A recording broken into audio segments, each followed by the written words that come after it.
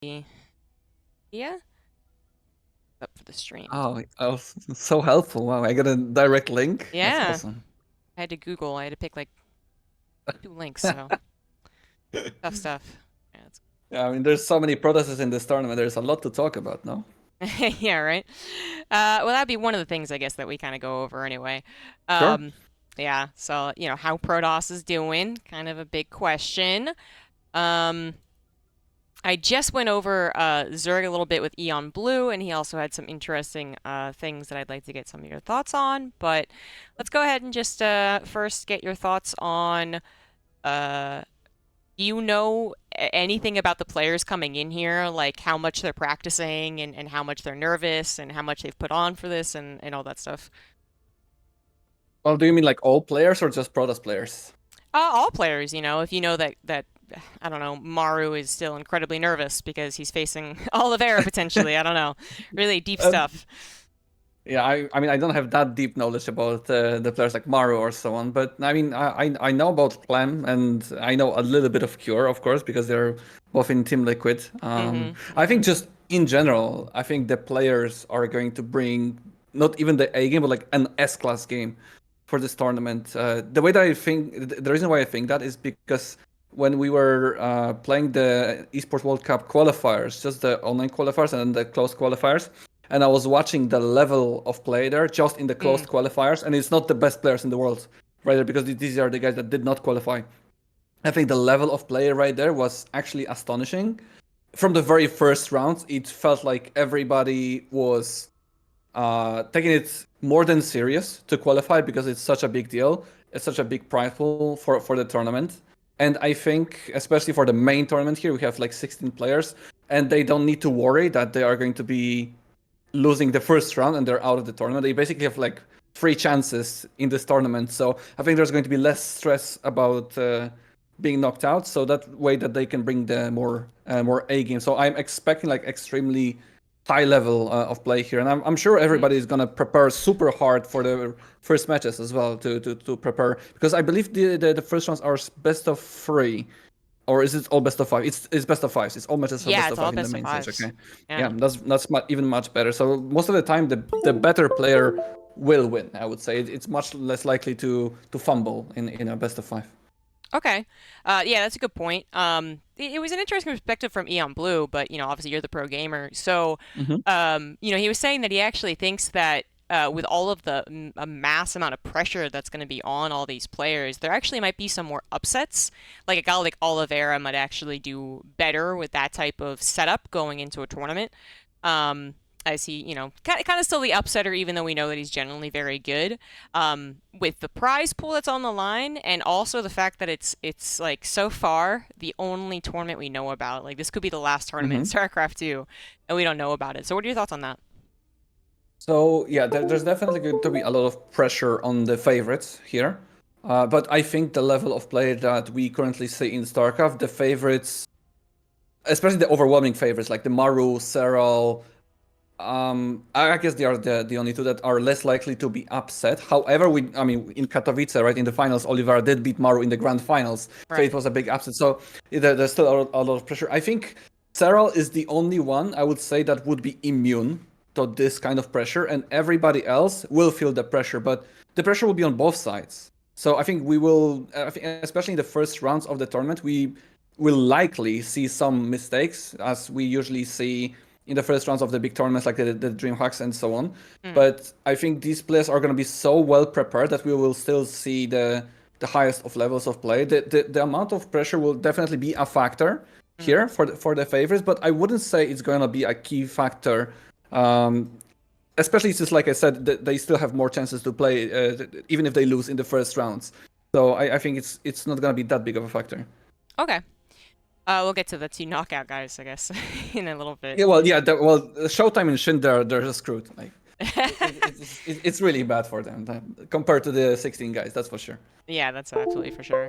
All right, let's talk about some of the Protosses. So Estrella obviously is the only Protoss in Group A.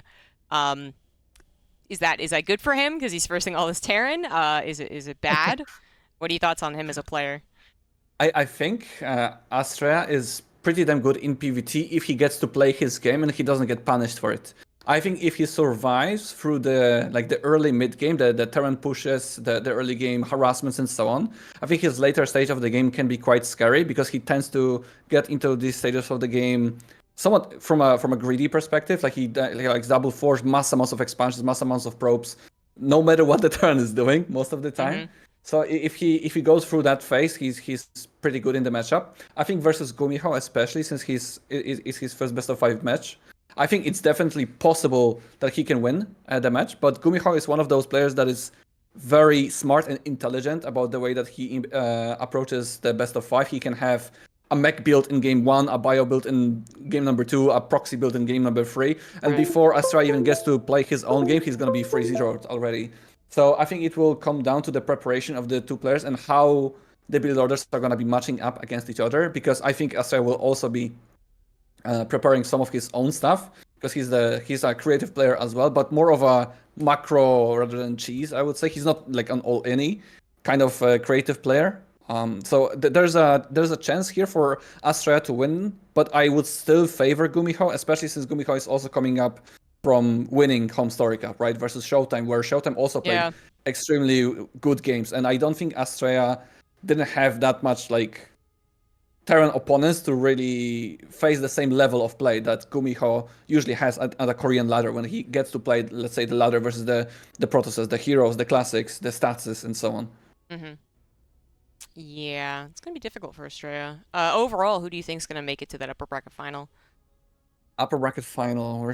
I mean, Maru would be an easy pick from the top, but it's not a certain pick, because I think Maru versus either Olivera or Byan. Like I'm kind of counting Spirit out, but I mean it's Maru, so it's no shame for Spirit to lose to Maru. But yeah, Maru versus Olivera and Byan can really go either way. Like Maru would be favored versus both of them, but I think both Olivera and Byan have what it takes to bring a good fight versus Maru and even sneak a win in a best of 5 versus Maru. I would not be surprised. I would of course favor Maru, but I would not be surprised. I would give Maru like the advantage to go to the upper bracket final, but I would not be surprised to see either Olivera or Byan to go there, because I think Olivera also has this X factor where he, like when he feels like he's actually playing well, he practices very hard and he has like a prepared plan. He can actually be in the same shape that he was at Katowice. Like he can actually peak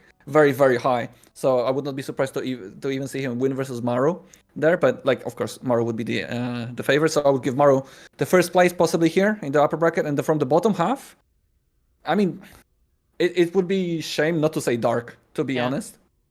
I think it's kind of, I mean, it's. Yeah, I don't see Dark losing to any of these guys. Maybe versus Gumiho where Gumiho brings something crazy. But I think Dark is also crazy and intelligent in the way he plays. So I would say it's probably going to be Maru versus Dark in the upper bracket final. Yeah. Okay, that was my guess as well. Still checking. It's a good guess. Yeah, it's a good guess. I really think that like if Gumiho actually manages to beat Dark, or here Marine does, and then the point is if Gumiho actually went up tomorrow, he actually I think still has a winning record against him technically. So there's also a chance. He does there. Actually in the history, really? I think so. Like of the last like year or so, I just remember because coincidentally he was doing like the standards. There is like these like 3 TVTs where Moro was doing some really wacky shit, and then Gumiho was actually a normal player. It was weird. Well, the last 3 times they played, Gumiho didn't even take a map of Maru though. Oh, okay. It was so 0-2 Maru, 0-3 Maru, 0-4 Maru. Yeah, that's old information. It was all big tournaments. Yeah, that's old information then. Yeah, he was the only one that was beating. Oh, look, it lags down for me.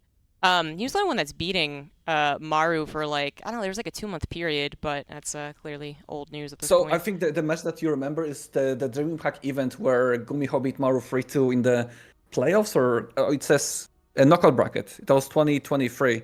That was when he upset Maru 3-2, and then he beats 2-0 in GSL. Yep, GSL. So that was the last 2 matches here, and then all the other matches Maru just beats.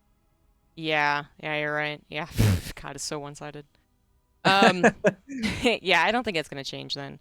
All right, so yeah, I said Olivera and Byan, but then Byan almost is always like too close, but not quite.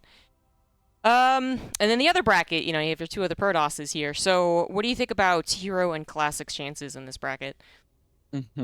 Let me take a look. Hero versus, like, it depends what kind of hero we're going to be seeing. Like, Right. Hero can really free zero Solar, but Solar can also win versus Hero free too. I think Hero is kind of like unstable, but I think Hero got the best possible opponent for him. Like, of course, the other opponent would be Coffee for Hero, but I think the seeding couldn't work that way. So I think Hero got the potentially easiest opponent for him aside from Coffee here, because even versus Classic, I think Hero's PvP is really not that strong because he cannot be that crazy. There's just too many things that can happen in a PvP that Hero is going to be just too careless and he's gonna lose. So I think he should be happy that he's almost not going to be facing a Protoss versus Protoss unless, well, possibly in the loser bracket. Because I don't think even if he goes to the upper bracket final, possibly beating Cyril, I don't think Classic is gonna go there. So yeah, Hero versus Solar, I would still favor Hero no matter what here.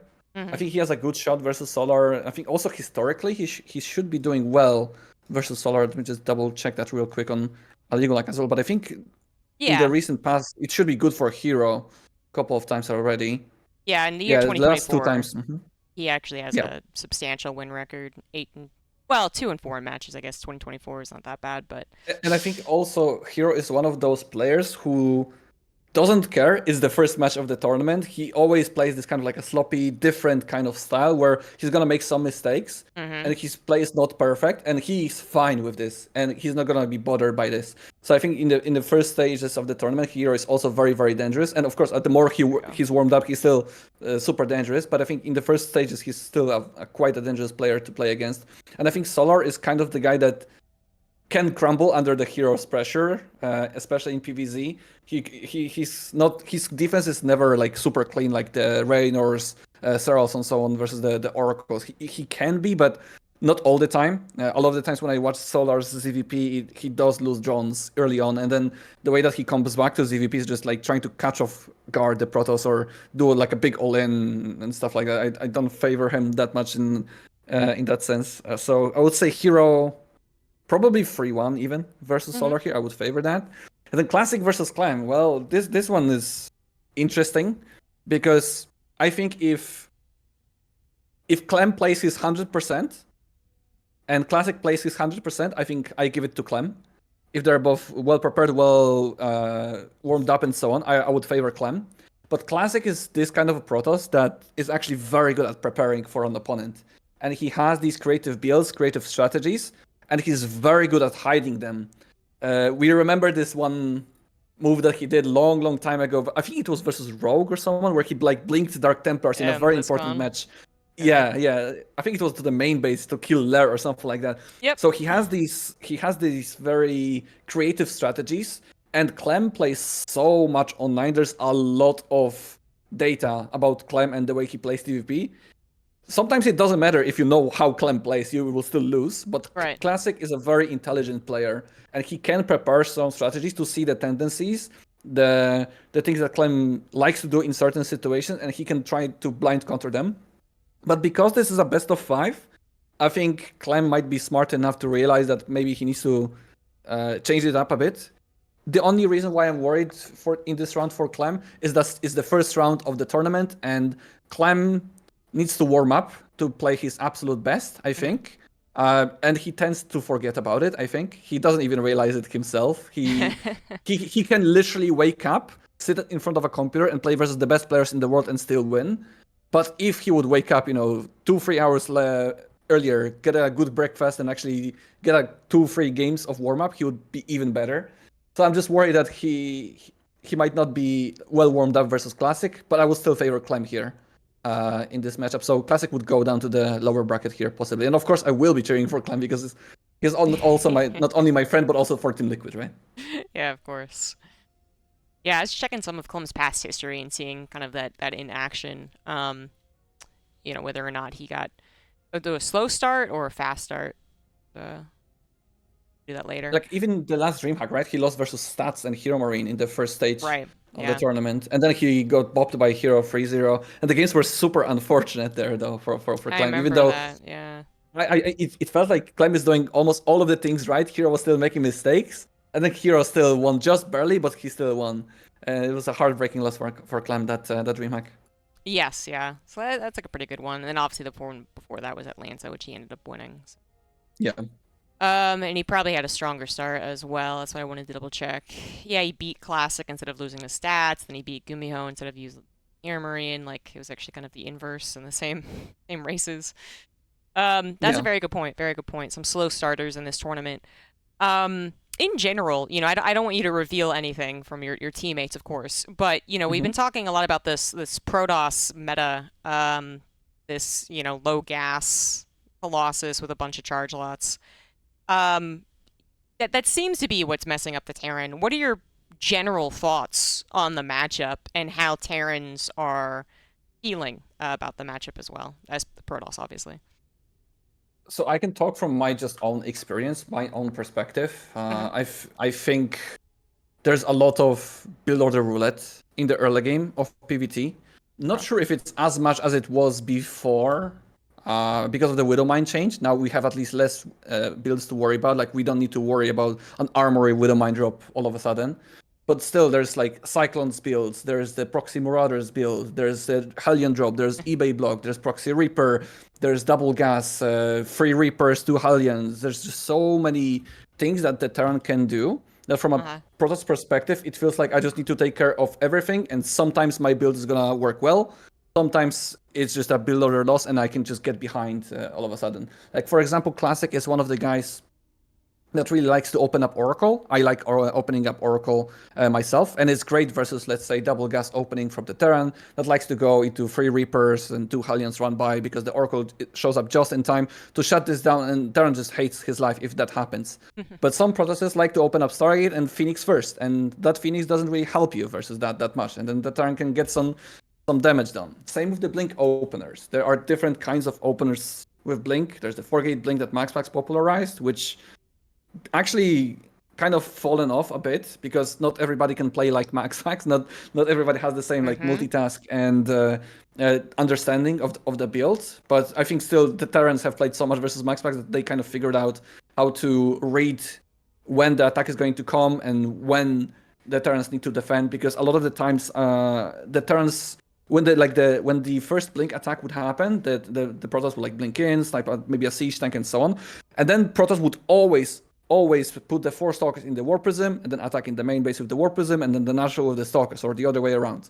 And Terrans just learned that they need to split some of the units finally to not take free damage from the war prism stalkers. So there's this kind of counter to the blink stalk, and they also started to do like wall-offs with actual buildings on certain maps to help Yeah. against the blinking stalkers and then sniping the siege tanks. So I think this really comes down to a lot of like the build roulette. I don't think for at least from my Protoss side of things, there's no build that is good versus everything. Like Blink would be the most reliable build there is, but there are builds that can take advantage of it. You could be going for a safe Blink opener with, let's say, free gate and like double gases in the natural base, delaying your third base a bit, expecting a Terran push. And in the meantime, Terran is doing, free CC out of one factory, and you're just economically behind, and then Terran just gets ahead because you're just playing safe. So I think there's just a lot of roulette with the build orders in PvT, and Protoss has to kind of invest into scouting, and it has a big significance on the build order. While on the other side, I think the Terran has the tools almost in every build to scout what the Protoss is doing with a Reaper or with a Hellion, or even with just Cyclone first to see what the Protoss is doing. So I think the Terran is the one kind of like controlling the early game. But it's not like Protoss is completely hopeless in the early game. You can still be behind trying to, make let's say a 2 Cyclone drop with 8 Marines or something like that. And suddenly there's 4 Phoenixes because you thought it's a Blink opener. So there are Yeah. some things that Protoss can do to blind counter the Terrans. But from my perspective, Terran is the one dictating the pace of the game in the early and mid game. Okay. And then when does that change? Like just mid game in general, or is there anything specific that you can think of? I think once the Protoss is free to take the 4th base and the upgrades kick in, the gateways are online, and a lot of the time you didn't take the damage from any kind of harassment, or at least minimal amount of damage for the probes. I think that's when the Protoss has a good time to finally get them up control, get the additional gateways, because like you said, the popular style would be the disruptors with like mass amounts of gateways that Showtime like to play, for example. It's kind of been popular right now. So like that's when the Protoss starts finally have some control on the map, where we can spend the resources on counter-attacking with the Zealots, on the counter-attack with the Warp Prism at the same time, trying to buy time for more expansions, more economy, and more gateways.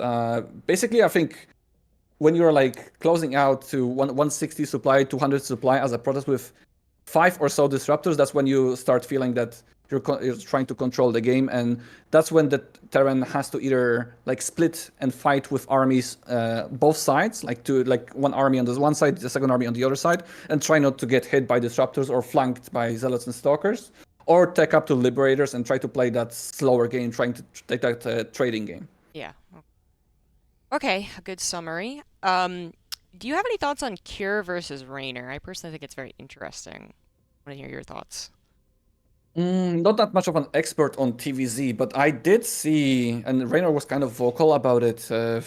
Not sure if it was very recent, but he doesn't like the ZVT late game, and he feels like it's. I mean, I'm not sure if he feels like it's imbalanced or anything like that, but at least he thinks this is difficult.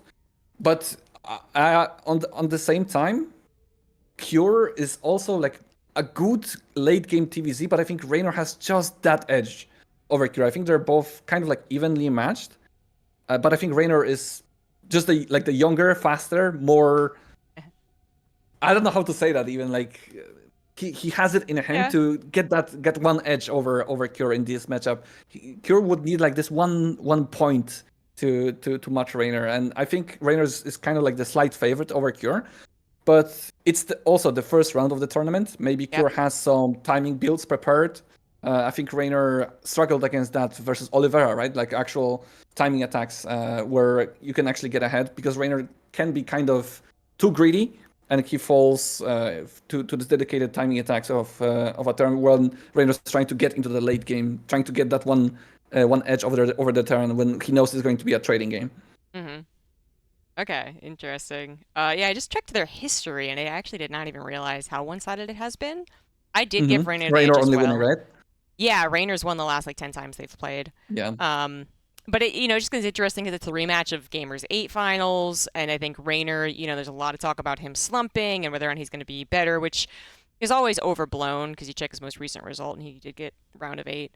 But then Cure, I love him. I think he's a great player. I think he also popped off last year at Gamers 8, but his TVZ can go from absolute atrociousness almost for his skill level to like one of his best, and right now it is worst, by far. Yeah. So. When I like I said, I'm not a TVZ expert, but when I see Cure's turn versus Zerg, from my perspective, what he lacks is the Clem's control, the Clem's attention. Because when I see his ghost control, he's like a little bit slow in there. The multitasking, a little bit slower on the pickups, on the both sides. He can do it, but sometimes at the clutch moments, he's just falling with the multitasking. If he would be, it's easy to say if he was as fast as Clem, he would be as good as Clem. But that's what makes Clem great, right? He's not only precise, but also very fast at what he is doing. And from my perspective, at least, I think Cure, he has the strategic excellence, especially his execution of builds. Is very, very good. He just lacks speed, in my opinion. Yeah, you might be right about that. It certainly seemed like, even though he was pushing his limits in Gamers 8, Reynor, again, was pushing his limit, and it still felt like it was a speed thing. And then last, but, not quite least, Showtime. He's obviously he's still there. he's still there. He's gonna have one chance. Everyone paying attention to the stream. He's got one chance, and he's best at threes all the way as well. So. That's pretty brutal, but he was really good in the closed and open qualifiers. Any thoughts on any potential there? Like, do you think he has a chance to maybe even make it to the finals of the knockout bracket? The thing is, Showtime in the qualifier looked really inspiring and amazing in all of the games that he played. Even the series that he has lost as a Protoss player, it looked like, oh my god, this is so good. But I think what Showtime kind of lacks is the unpredictability, and we always say that. He's very good in the macro department, and he can go toe-to-toe with the best, but the best will exploit the fact that he is kind of predictable in the way that he plays. And he can go, like, he beat Bunny 4-0 in the qualifying match in the last round of the qualifier, and he looked very good and prepared for all the crazy stuff that Bunny was trying to throw at him. But the thing is, Bunny is not the very best Terrans. I think Showtime has the tendency to kind of just lose out versus the very best guys, and it looks like he cannot break that barrier, in my opinion, when he plays versus the very best. He can look, his matches versus Sarah, for example, can look very close. His matches versus Reynor are going to look very close, but he needs that a little bit more than what he can do to actually close out these series.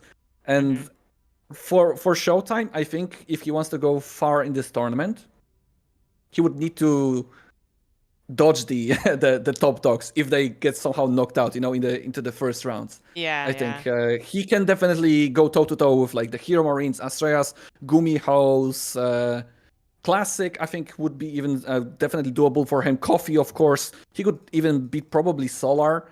I would say he wouldn't be favored, I would think, but I think Showtime's playstyle versus Solar would be pretty good. It all depends what kind of bracket would shape up for Showtime. Not sure which matchup he actually prefers right now. He did look very good in the PvTs, and he looked very well prepared. Ever since Home Story Cup versus Gumiho, his PvT looked really, really well, and in the qualifier as well.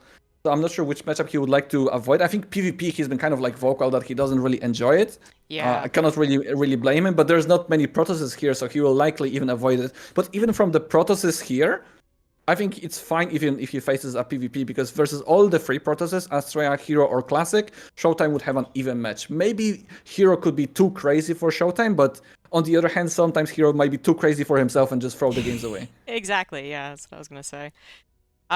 Yeah, what is your opinion on cannon rushes in PvP? Because when Hero tried... No, did you see Hero's GSL game? It was terrible. What was it? Wait. So he cannon rushed it was a great idea, I think, but then it was against a one-gate expand. I'm pretty sure it was GSL, so I could look it up really quickly. It was... I'll need to see the game. Yeah. There's another cannon rush, though, that I wanted to bring up, and I think I even have the replay of it. And this was a PVZ, and it was a good idea. But, let's actually see what it was. It was the most recent one. And then... Hero versus Creator. He got bopped by Creator 2-0 to start Group B off. And was it on Oceanborn? It all started with, cannon rush on Oceanborn, yes.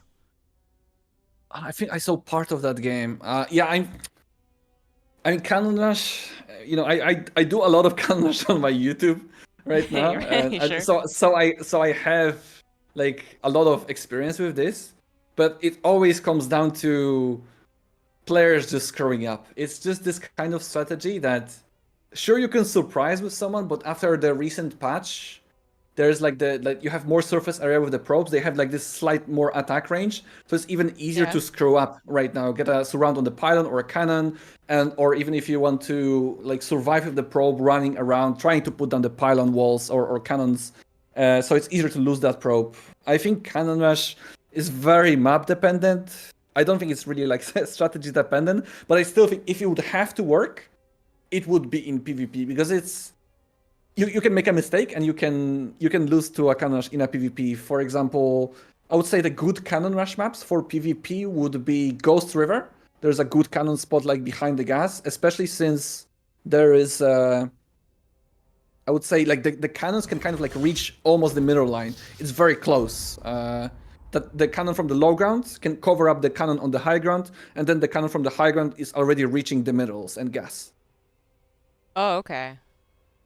Bring it up to visualize. Interesting. Well, I do have the replay that I want to show you, so if you want to hop on StarCraft, because this is I thought it was a very good idea, but I'd love to see your perspective on it. It's a bit unique, but I'm still so curious that I gotta get your feelings. America server, right? I suppose. Yeah, just join ESL or whatever. There you go. Join Union. Yeah, there you go. Is it a Cannon Rush game? It is a Cannon Rush game. I'm 98% certain this is it. It's Classic versus Dark, and Dark's been he's always been wacky, but obviously there's also like a lot of question marks about whether people are purposefully playing differently. Like Clem is playing a lot of two bases recently in TVZ, which is kind of off for him, or they're practicing something, or they're hiding their builds, whatever it is. But Dark is Dark, so it's especially hard to say for him.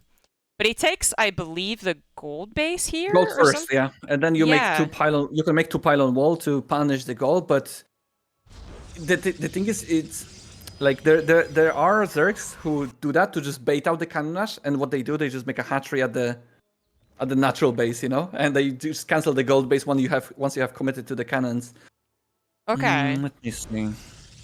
Okay, he's doing a good wall off. There's a 2 pylon wall on both of these sides by here. That's why. Wait, can you see my pings? I don't think you can see my pings. I cannot. Anyway, on the right.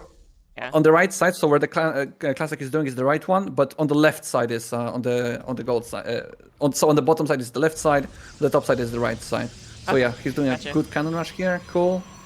Pulling the drones is not necessary here. I think from the Zerg's perspective, like you can force the pylon, but you're losing more mining time than you're forcing to the Protoss, especially since it's always 2 pylon wall. Okay, Dark is doing Queen's Roaches. He wants to break through the cannons. What does he want to do? So Classic is going for a Nexus behind this. Classic did see that there's no another hatchery rebuilding. I think Dark is just freestyling here. Maybe he wants to push. Okay, he wants to push with the. Okay, I see what he wants to do. I don't think that's very good. What Dark is doing. It just takes such a long time. I don't think so What? either. But Yeah, like, he what has is like he no doing? hatchery. What? The queen is the queen is just like moving. Oh my god. Okay, so maybe the idea was okay. Wait, the Stargate is finishing. It's Oracle first. Classic still doesn't know what's happening, but now he knows it's all batteries, all cannons. I mean, this is just freestyle by Dark. He's like, okay, maybe it will work, maybe it will not work, but I would not recommend the Zergs to do that. It feels like if it's just Void Ray first instead of an Oracle, this is just straight up over, I think. Yeah. No. Yeah, he loses the Ravagers, he doesn't lose the Oracle, which is nice. Important to know that you try to always split the buildings, right? So the Ravagers battles try not to hit both the buildings at the same time. Now, because of this is Oracle first, now he's running out of energy, so it's a bit more awkward to defend, but it still should be fine for Classic. If he mics it properly, he hits the Ravager, good. Time to pull back the Void Ray to the batteries. Yep. And there's the super late hatchery by Dark, and Dark cannot break this whatsoever. Like, there's just nothing to do here. No. He's trying to... Yeah, bang this, there's no way. Yeah. What would you want me to talk about this game? No, Is it like what the Zerg can do, or? No, I wanted to know like 2 things, I guess, really. One, how often are you seeing this cheese? Because you said you actually have seen it and they just kind of like bait it out sometimes. And then 2, does it always work that your probe can scout so you can gateway forge to cannon rush that hatchery? So yes, you can 100% of the time can get a gateway into a forge. If you have the presence of mind, hey, he could take a gold base. There's always a chance that you can get a forge, and your cybernetic score is not that delayed if you know how to do the build order. So what the Zerg wants to do here is probably you can even like there are different variations what can happen because one cannon is not gonna be enough to kill the hatchery because you can kind of like break through with a spines or queens and links and so on. So you're kind of forced to build that second cannon. But you don't need to commit to that as well. You can kind of like make some spines, so maybe to maybe force the more cannons, more batteries offensively. But ideally, I think what the Zerg wants to do is just cancel the gold base, make hatcheries, back at home, back in the natural base and the third base, and force the Protoss to build a pylon and a cannon there. And I really think it's not that big of a deal because the Protoss has to invest the 250 to a pylon and a cannon at the very least. Potentially to re-wall as well if there's a drone coming by to block the potential wall. I think it's always worth to just cancel the hatchery, but I am not a Zerg expert. I've seen this build many times already, and there were just different types. This is the worst reaction that I've seen so far, but maybe Dark just wanted to try it out because I knew this is not gonna work. It was just scouted so quickly. Classic also had a very quick cybernetic score. He saw there's no hatchery, so the cheese would just never work. If you want to make this cheese work, maybe even just remake the hatchery at the gold base of Classic. That's also a possibility. What the Zerg can do, kind of like force some cannons and pylons at the first gold, and then just cancel it, get to the other gold. It can also be a possibility if you want to do the Queen Ravager walk. Okay. It's possible, but I still don't think it's perfect. But this is something that is not uncommon A lot of Zergs tried to go gold base. A lot of Zergs stopped going for the gold base. I'm not sure if this is because of this cannon rush strategy. Okay. I suppose so, because we even talked with Elaser about that some time ago during the Dallas event, and he wanted to. I think he was actually playing versus Classic, if I'm not mistaken, because he likes to do this. So what Elaser ended up doing is just faking the gold base and canceling the hatchery, and he was just fine in the game, I think. So if he canceled it right here when we're in this game, if he canceled it right here and then Classic counter canceled, that would favor the Zerg? I think Classic cannot cancel the cannon. Because if you cancel the cannon, you just rebuild the gold, I think. Because then the links come in. Okay. And especially since even if you if you cancel the hatchery first, I wouldn't ever cancel a cannon, to be honest. I think it's too big of an investment, because if you rebuild the gold base, then it's just it's a waste investment. Then it's like a cancel chicken kind of. And I think the Zerglings should arrive on time to block it. And you also never know if the drones are coming as well to block the secondary wall off. Okay. Yeah. All right. That's the first time I've seen that. We go into I think what is a more normal game. Sure. I think Classic also did that versus Reynor on Alcyone as well. So like he's definitely been the one doing it the most. The cannon response? Yes. Yeah. Okay. Yeah. I want to say this one Classic kind of threw. Find out. Is it from the same series? It is, yes. Okay. Side Delta. Can I take a wild guess? This is the Stargate into Glaives? It could be. Good. This one has to be the Classic one, so I think he might have thrown the third game, but still. Okay. Yeah, and I do feel like we're seeing Glaives also more often. Is that true, false? Yeah. Okay, cool. Yeah, for some reason, especially the Koreans started liking going Stargate into Glaives, but like kind of economical variation of Glaives, and like hit at around like 530, 540 with lots of Glaives, and then just transition behind this. I'm not sure why. I think versus the European Zergs, it doesn't work that much, but I think the Korean Zergs, either they don't have that clean of an early game that it works, or I don't know, there might be some meta games happening, because versus Serral, this is just not gonna work. He's just too clean for that. He always has like a wall off versus the Adepts. He doesn't lose that many drones to the Oracles. Okay, let's see, double Oracle. Yeah, Glaives 4 gate behind this, yeah. I know this build, yeah. So you're saying it's more economical? Yes, yeah. Okay. Hero likes to do it with a Void Ray first as well. It's possible to do it with a Void Ray first. It's kind of like more obvious, but at least you clean up some Overlords. But the way that Classic is doing with 2 Oracles, you're actually trying to find some damage with the Oracles to kill drones, sometimes even at the expense of HP of Oracles, just to make sure that first Zerg is occupied and not trying to scout for the Adept count or the Probe count at the third base, and then just to build, rebuild drones from the larva so they have less units to fight versus the Adepts. Because you can easily afford 4 gateways worth of production with Adepts on the 2 bases. You kind of like stop probes for a bit to get the upgrades, the actual warpins and so on. And now, Classic is just reprobing the third base as soon as he like set up the production facilities. Yeah, he's going 530, 540. And now what Serral has, he always has an Evolution Chamber and either a Roach Warren. I guess in Serral's is like always a Roach Warren on this base where the Adepts cannot shade in. Like the Baning's Nest that Dark has, it should always be in the wall of, like at the ramp. And with an Evolution Chamber then. So the Adepts cannot ever shade in to the natural base, and so they are always blocked. I swear, when games like this happen, this is Zergs just baiting Protosses to do this. So when a big tournament happens, like EWC or ESL Dallas, so Protosses are gonna do this build, and it's not gonna work, I swear. Okay, interesting. I mean, I did see probably Classic again versus Reynor. Reynor did have that proper response of the wall off. And it was actually pretty good, too, because I think he was completely oblivious to it. But very quick reaction. And then the follow-up, I think this is actually a very one-sided game. It's 43. Oh, yeah, no, this was actually amazing. I love this defense.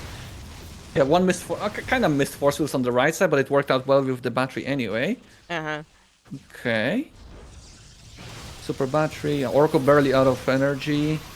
That force was a bit awkward, the top one. The bottom one was good. Good wall off with the gateway as well. It's as good as it gets, really. Yeah, it's perfect. Yeah. Even with the 4 sentries. I remember when I was casting this, I was like, you know, noting all the things that Dark was in trouble for, but I was like, okay, but he's going to basically like all in from here, building like the links, right? Is this actually right here? All right. I was like, oh, this actually could be scary. And then Classic just had like really good force fields. All right, same position. Protoss is supposed to defend what Dark has, yes or no? Like same amount of oracles, same shield battery. Yes, especially if you have already warped in sentries, yes. If there could be only a problem where the Protoss sees this as the Banix are going in, and you're just starting to warp in sentries. That can be just a slight issue. But in here, I would always favor Classic's position, yes. Especially since he has the 4 sentries already warped in, so he can easily force field. It's 4 of them. The Oracle is somewhat healthy on energy, it's 30, and he already has Stalkers already. So he already has the units that cannot be killed because of a super battery, and the force fields to always protect the super battery. So Dark cannot break this position for the first time, but he also has to force Classic to use the spells, the Oracle, the super battery, and the force fields, but he simply doesn't have enough because he took too much damage, right, from the Adepts. And Classic will have the second warpen, or even the third round of warpen by the time the attack can come in again, before the force fields are run out. Okay. Yeah. It was so even without scary. blink or anything. Yeah, just the stalkers and the It would have been sentries. scary, maybe, like, if we look at this position, if there would be map hacks, like, he could go to the natural base, but there's an Immortal in the wall-off as well, and it's even hard to break through that Immortal, but with 16 Banings, maybe it would have been better, but he couldn't know if there are sentries up in the third base, and you have to try that, because maybe you can get into the middle line with the Banings, blow up some probes, and then maybe the game can even out. Dark was trying his best here. The Baning split is good. It's just the setup that Classic had was unbreakable for him right here. And he also actually Dark blew up like 6 Banings on the assimilator at the bottom side right now. And when the Oracle activated, that was like a mistake. Yeah, take a look. So he has like 9 Banings here. There's going to be a force field and like. You're right. Yeah. Yep. Maybe without this, it would have been a bit more scary, but there's still more forces. Yeah, I don't think it would be scary at all. Split there and there. Yeah. Okay. Yeah. All right. Did he lose this game? No. I remember that he did win it. He almost threw it, is what happened. So his counterattack through the middle of the map got completely surrounded, and I was like, wow, did Classic throw this game? He did not. He was still so far ahead. It didn't matter. I guess it was like an Immortal blink push with force fields. Yes, that's exactly what it was. Yeah, and he literally let his army get disjointed, and it was actually kind of bad control. Maybe I should have shown you, but I'm pretty sure I knew what happened. Just Classic was way overconfident. He was like, "Man, I've nailed this game so far. Let's go!" And then he almost loses whatever it. happens, I cannot lose this. Yeah, and then he almost loses it. But then the third game, I feel like someone threw. I think Dark advances. Like Dark does this thing all the time, right? Where he seems like to be playing around. He's not really playing efficiently. Like even that gold base drone had a mineral in it, and then he just wins, right? Like kind of stupid. 20-minute game though. Long game on Ghost River. It's a short map. I know Zergs don't like it that much because of the short distance. The Adept harassment and the Oracle harassment just arrive so quickly. So it's somewhat easier to start the harassment on the Zerg a bit faster, but on the other hand, the Queen Roach pushes are also arriving here quite quickly. And I think once you have 4 bases set up and you're not in danger as a Protoss, I like this map for Protoss. But I think the open area, like between the third and the fourth, kind of open area, it's hard to properly position your army, I feel like, because there's so many attacks that can come from the left side, the ramp, the other ramp. Yeah. It just feels so much. But once you get it set up, it feels good, like a good map for Protoss. Okay. I think one thing that a lot of people underusing is attacking through the rocks at the natural. They just kind of like, okay, this is blocked. I'm never breaking this, you know. So I think it might get more use in the EWC because I think it's underused, and some people will figure this out. Yeah, in general, I think that we have a lot of maps today, or in this map pool, that have a decent amount of rocks that I just feel like I don't remember being torn down. You know, like there's a Zelnaga on one of the maps I can't remember right now that's blocked by rocks, and I feel like I've never seen that taken. Yeah, that's one because I feel like everybody is just not playing the map, so they don't get the tendency because everybody wants to veto this map. Nobody likes playing on this map. And 2, sometimes people are just lazy and think they can spend the energy or the clicks somewhere else, and sometimes it just takes too long to kill the rocks. But once you destroy these rocks, the watchtowers on positive are actually quite influential. They give you a lot of information once for there. I think for the Zergs it might be the hardest to destroy them because the Zerg units just don't have that DPS. Right. Yeah. And there are other areas of the map that you need to defend at that time. Mm-hmm. Is there anything? I mean, it's a 20-minute game. I want to say there's something interesting that happened. This is like the most standard Protoss build that I've ever seen, right? The Blink, Orc Harassment into Blink, Templar Archives, 6 gases for the Protoss, Robo Facility. Here's a noob question. When is the diversion of like a typical 3 Nexus Stargate with, triple Oracle, I guess? When is the diversion for the 2 Robo Colossus push that we still see, but definitely not as popular as it once was? Not sure if I understand the question. Like, when do you throw down the double Robo for Colossus, or like what are the tells for the?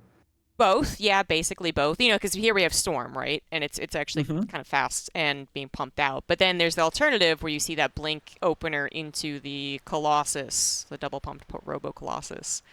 Is that literally the difference of the Templar Archives timing as a Robo instead, or you would get that Robo much faster, I think so. Would you not?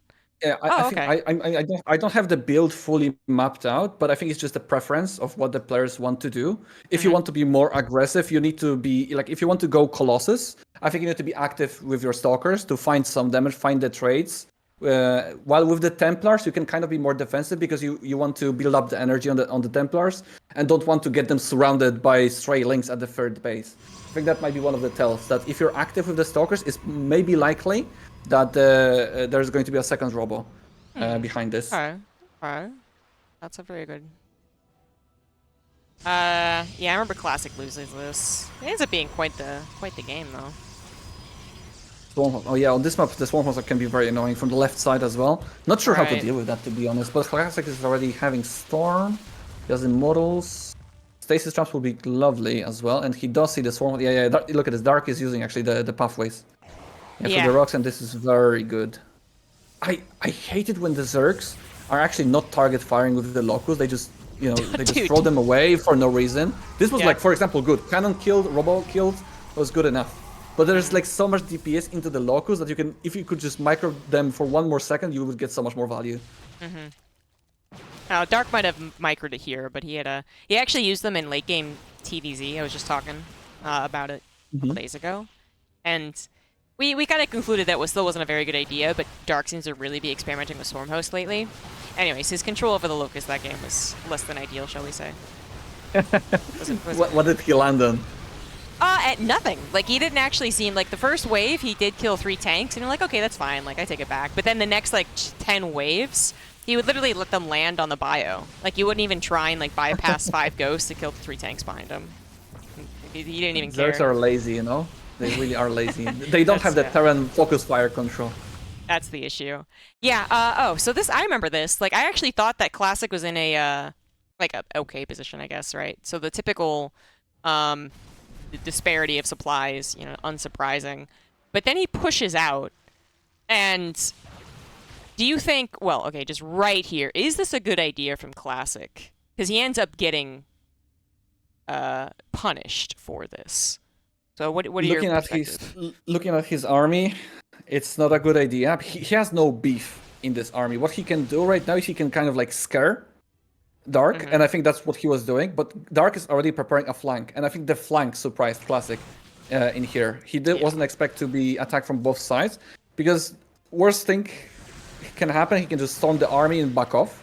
But there's the flank coming. He even gets stasis for the potential flank. The storms will never kill the roaches.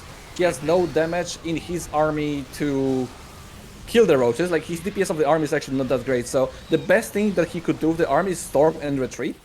But he actually stood there and fought, thinking that he can do well. I kind of understand the eagerness to move out and try to not be bullied by Swarmhost and roaches, and force the Locust to be, thrown down on the army or something like that instead of the economy. But this could have been microed a bit better.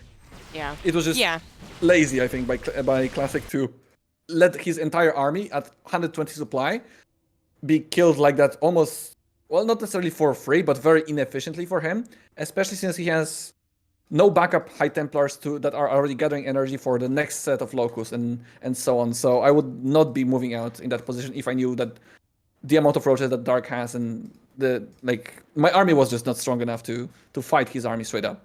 Yeah. Yeah, I also thought he overstayed. The Locust coming in is kind of like a secondary attack almost, like certainly surprised him, but like I think he was kind of caught up in the last game, honestly. Whole best of 3, because the last game, again, he almost threw. Let's finish this last 10 minutes off with a TV.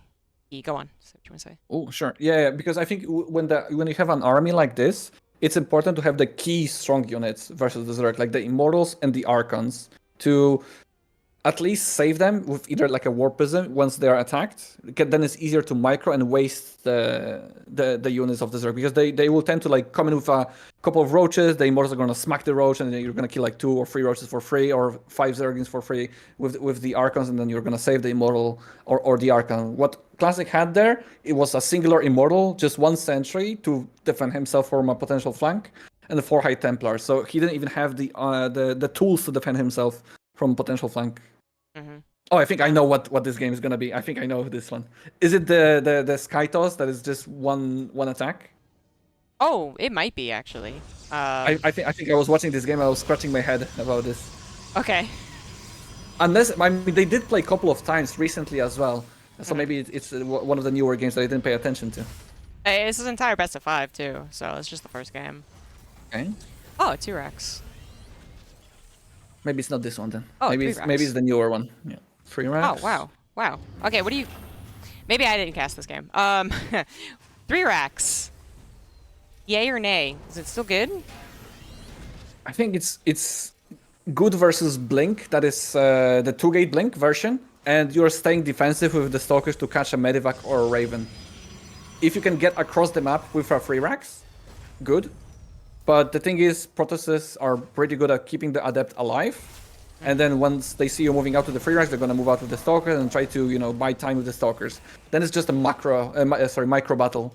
And most of the time it doesn't go well for the Terran, because, well, you either need to stim and then they blink away, or you just don't do any damage because the moment they see move out, you need to throw down a shield battery. Yeah. But maybe you can cancel a 3rd base, maybe. Yeah. No, it's actually this. So I think like the 3 racks has been coming back a little bit. Either the 2 base, well, actually not so much 2 base, but I've seen a lot of 3 CCs actually. And really learned that the 4-gate, it has like 20 seconds to work against it, or it doesn't. But then, I've seen, obviously Max Pack's a master of tumbling out of a 3 or a 4-gate, but this 3cc 3 racks, great that you get this economy, you get a lot of bio, but then we are seeming, in my opinion, and this actually started in Dallas, I remember talking about it, a substantial lack of air. You get the starport the latest that you possibly can, and we're seeing these Colossus pushes with, dozens and dozens of Zealots, and, Concave and Marauders does the trick, but then Vikings would obviously do amazing because there's so few Stalkers. And yet I don't know, we're seeing this dynamic, I guess, right now, which is a very low starport count versus this very, I feel like Colossus dependent strategy. And do you see the same thing, or are you just like, no, you're just coincidentally seeing all these 3 racks for no reason? I think, well, the thing is, the more bio you have, the more micro potential you have, and I think the Terrans are starting to understand how Protoss army works. So you can even notice nowadays that a lot of the Terrans, they put the Marines back, they put the Marines forward, even in the frontal pushes, to make sure that the Colossus are attacking only the Marauders. On the flip side, well, the Protosses started to realize that as well, so they start to manually control the Colossus.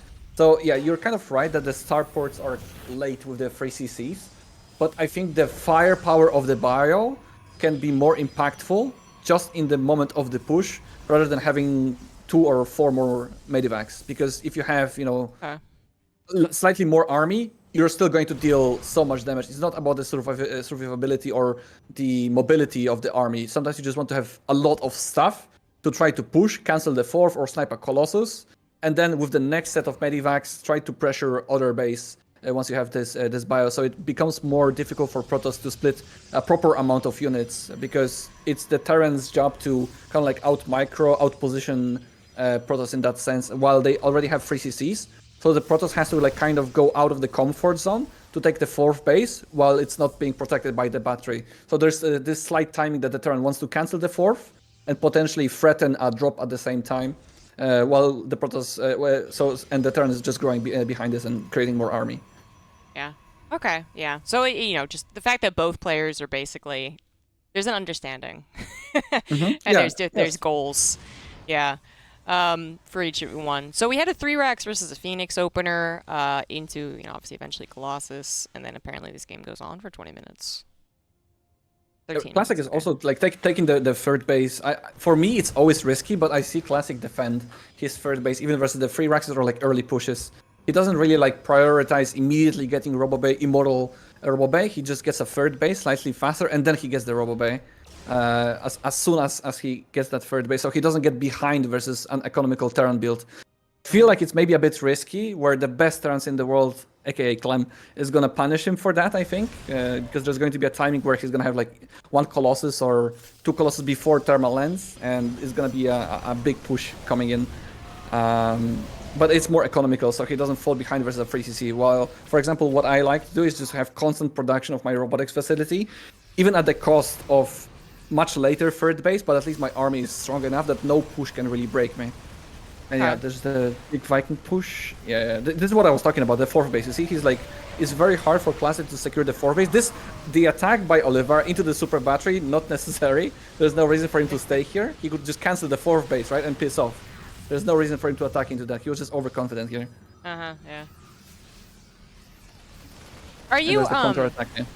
In the same vein, are you seeing a lot more battles, as I feel like I am, where the Terran only barely doesn't win out because of that lack of medevac energy? Like, I'm wondering how this goes. You know, either they don't have medevac energy, which in this case there are so few engagements prior to this one that they actually have energy. It's not a problem. But I'm seeing a lot of opportunities for Terrans to overstim themselves. And, you know, it's obvious that they haven't gotten worse. That's not what's happened. But am I seeing this because we are seeing more of these 3-Raxes? Or has there been like a shift in what Protoss are focus firing on? I know you guys always get a medevac if you can. But it just feels like there's so many more opportunities where I see like a gateway army like this go up against an injured bio army, and I'm like, oh, well, the army's injured, so I guess this is okay. To be honest, this is not a trend that I have noticed, but I did notice that in my games and in other games that the Protoss are focusing more on actually focusing the Medivacs, or actually focusing the Vikings with like moving in the front of the Stalkers, sniping a unit and backing off more than before. So maybe maybe it's something. Yeah, maybe there is a connection there where we understand that actually killing a starport unit is almost as important as Terran sniping, you know, a robotics facility unit, because it's harder to replenish the medivacs with balancing at the same time with the Vikings against the Colossus. So maybe there's a connection there, but for me, I didn't really pay that much attention to this exact detail. No worries, no worries. It feels like my casting has changed. Like, I just felt like I had to mention it a bajillion times in Dallas. Because I mean, in my defense anyway, I thought it was very important. Like, there were so many engagements where it was down to orange and red Terran, and one Colossus ended up being this freaking hero, which also happened in a most recent cast I did. Trigger, you know, he kind of has that Super Saiyan effect, kind of like you do, actually, I feel like. I always describe your playstyle as, like, very good, but then you go Super Saiyan when you're kind of already dead sometimes. So I see this amazing micro and this amazing decision making, but you've lost 20 or 30 probes, so it doesn't matter. And Trigger kind of has the same thing. But there's a game where he microed this Colossus out of death's door 4 or 5 times, and he almost won. And it was because the bio was so stimmed. This one Colossus would kill 20 Marines. It felt very pervasive. This might happen because the winning person just wants to end the game. You know, they don't do rational decisions. They just, you know, I'll just go for it. I know it's not very good for me, so it has to come from a mistake of the winning player. But I understand, because I throw games left and right a lot of the times. Like, I can come back from dead, but I can also throw the biggest leads in the world as well, because I know I'm eager to just finish the game rather than complete all the puzzles first and then win the game, because I'm like, okay, I'm so far ahead, let's just aim over. I should win here no matter what, right? Yeah. And then I just throw the game away because, like, oh, I shouldn't have, you know. Well, just for a last real summary, can you give me the best maps for Protoss versus Zerg and Terran? And I guess if is any. I wish I knew. Let me see. Okay. Let me see. I can give you the worst. All right, that's also good if that's what you can give me. Okay. Let me see. Wait. It's loading for a moment. Yeah. Okay. Post Youth was gonna be the worst, I think, against both Terran and Zerg. Simply because it's hard to expand on this map. Zerg gets basically like 2 gold base, like well 1.5, because in the natural base there's the gold base as well. And there's super open. The expansions are split. I guess it's a good hero map because it's a crazy map. The other one, Crimson Court versus Zerg, extremely bad. Because of the rich Vespin gas, the Zerg gets the push with Ravagers and Queens very quickly. And we've seen this trend a lot of the times. On the contrary, technically, Dynasty is good for Protoss. And a lot of people, Terrans and Zerg veto this map. From my experience, I don't understand why is it so bad for Terrans and Zerg. I can see a slight advantage for the Protoss because of the gold base and how easy it is to like utilize the Blink or Stargate even play, or to force your opponents to try to deny Protoss's gold. But I don't think the map is so bad that it's like, oh, unplayable, and the other pros are saying it's unplayable versus Protoss. So possibly I'm just not good enough to understand this. And versus MaxPax, for example, maybe it's just auto loss for the others. I could understand that, but from my perspective, it's not so clear. The other one, I would say, well, I guess Golden Aura has to be a good Protoss map. Kind of both for Terran and Zerg, simply because it's a closed map, easy to set up these expansions, and the macro Protosses are gonna love it because of the defensive capabilities of the map. But for the late game versus Terran, it's also hard to find the run-bys versus the best Terrans, where they have, sensor towers, they have turrets at the edges of the main, or Liberators set up to defend the potential planetary fortress in the later stages of the game. So I think late game TVP is not as bad, but defensive free base Protoss is kind of hard to break here for both Zerg and Terran, so that's why they don't like it that much. So I would say the best maps would be Dynasty and Golden Aura for Protoss. And then the Ocean Bore is like the holy grail of current map pool, where everybody likes the map, I think. And it should come to like each and every single best of 5, especially best of 5. Best of 3, it might get vetoed, but I cannot even think of a situation or a matchup that it would get vetoed. Okay. And then Icecar has a question. Do you think we'll see more Zerg players consider queen pushes on the shorter maps? I mean, my response would be it's not necessary on like, what was that map we were talking about? The short one. Crimson Court. Ghost River.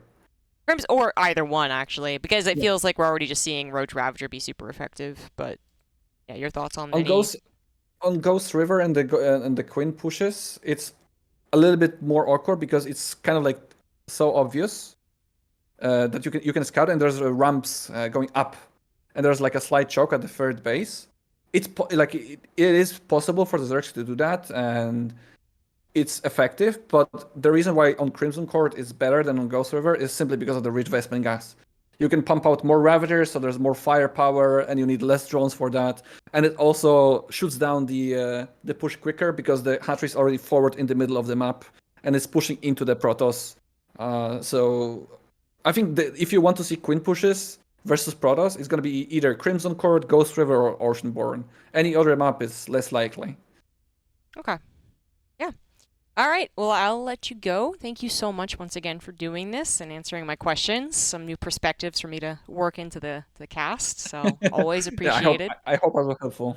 No, you absolutely were. Like anytime like someone kind of just opens a new pathway in my brain, there's a new narrative I can use in my commentary, right? So you're talking about the Protoss perspective really helps me when it comes to commentating, so I can be like, well, here's the pitfall for this guy. Compared to, obviously I'm still more Terran biased, even though I play a lot of Protoss, so it's always helpful. Thank you. Yeah, I think like this is the beauty of StarCraft as well, because as many pro gamers as they are and how many minds there are also so many perspective on how to approach the game, how to approach the maps and so on, because we have different skill sets. For example, Clem looks at maps and say, hey, I can outmaneuver you here and there. Cure, for example, could be like, okay, maybe I can stay defensive here and there. Maybe that's why this map is good for me. For me as well, it's like I'm a very, let's say, a creative Protoss. I will try to find your weak spots, and that's what I will be looking for in the maps as well. And while Showtime is going to be like, okay, I'm going to stay on 3 bases and just out macro you. It's just, this is the beauty of the game, and I like that about StarCraft as well. Well, not only you guys have different styles, which is great, but honestly, you guys just actually disagree with each other more than people, I think, really give you credit for. Because if you really listen to your home story cupcast, whenever there's a couple of pro gamers on the couch, you will 100% hear them be like, "No, what are you talking about? That's stupid. Shut up. No, you're stupid. Right. Like, this is the best thing ever." Like, so, and obviously I'm going to take and, pick and choose kind of what I learned here today from you and be like, well, some Protosses think. And maybe some other Protosses don't think, so.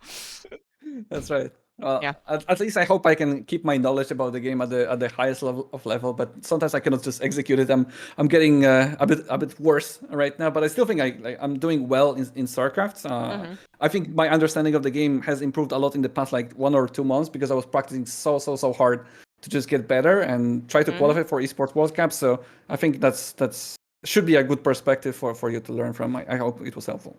Yeah, no, you're absolutely fantastic. That's why I keep coming back to you. So thank you so much. I think I have your PayPal. So yeah, appreciate it. And I'll see you later.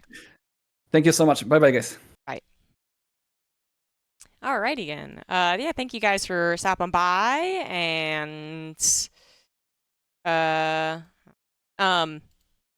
listening to some questions and answers, basically, with Mana.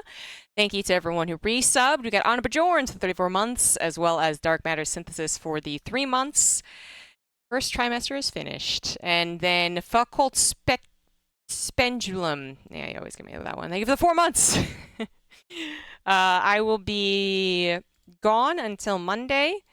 No plans. Oh, no, wait, sorry, hold on. No, so tomorrow I am going to be streaming my perspective of a 3v3 with co-op commanders, apparently. It's another CTG co-op kind of challenge thing. So that should be fun. And that'll be tomorrow in the afternoon, Eastern time. But then I'm flying home on Sunday. So, yeah. Got a whole packed schedule beyond that, including Stormgate's release. So we'll be doing a bit of that when I get back as well on the 30th. All right, guys. Have a wonderful rest of your Friday. And I will see you guys maybe tomorrow for a little bit of co-op stuff. Shenanigans. Bye-bye.